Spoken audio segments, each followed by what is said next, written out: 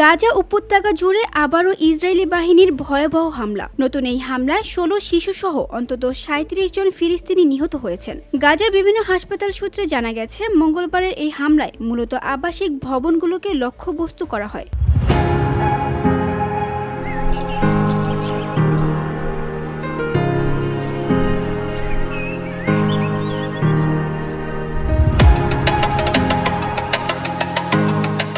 স্থানীয় সময় বুধবার এক প্রতিবেদনে এই তথ্য জানিয়েছে প্রেস টিভি। এর আগে গাজার সিভিল ডিফেন্স সংস্থা জানায়, প্রাথমিকভাবে নিহতদের সংখ্যা ছিল ৩০ জন, তবে আহতের সংখ্যা কয়েক ডজন ছাড়িয়েছে।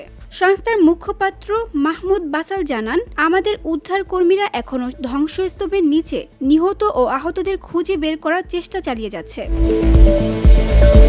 এদিকে ইসরায়েলি প্রধানমন্ত্রী বেনিয়ামিন নেতানিয়াহু মঙ্গলবার গাজায় তাৎক্ষণিক ও শক্তিশালী পাল্টা হামলার নির্দেশ দেন। তার দাবি, রাফা অঞ্চলে হামাস ইসরায়েলি সেনাদের টার্গেট করে হামলা চালিয়েছে। তবে হামাস এই অভিযোগ সম্পূর্ণ অস্বীকার করেছে। তাদের বক্তব্য, ইসরায়েল ইচ্ছাকৃতভাবে যুদ্ধবিরতির শর্ত ভঙ্গ করছে এবং চুক্তিটিকে ব্যর্থ করার অপচেষ্টা চালাচ্ছে। হামাস আরও অভিযোগ করেছে, ইসরায়েল তাদের বন্দীদের লাশ উদ্ধারে বাধা দিচ্ছে, যা যুদ্ধবিরতি চুক্তিরই অংশ ছিল।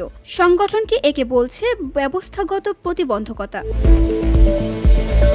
সর্বশেষ যুদ্ধবিরতি চুক্তিটি চলতি মাসের শুরুতে মিশরে সম্পাদিত হয়, যা মার্কিন প্রেসিডেন্ট ডোনাল্ড ট্রাম্পের প্রস্তাবিত ২০ দফা পরিকল্পনার প্রথম ধাপ। ট্রাম্প দাবি করেছেন, এই পরিকল্পনার লক্ষ্য গাজায় ২ বছরেরও বেশি সময় ধরে চলমান ইসরায়েলি অভিযানে গণহত্যা বন্ধ করা। হামাস বলছে, তারা চুক্তির প্রতি সম্পূর্ণ অঙ্গীকারবদ্ধ।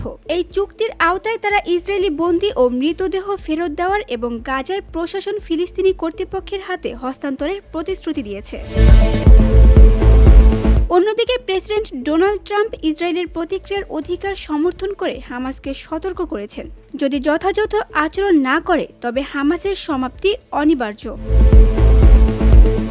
VOD Bangla news desk.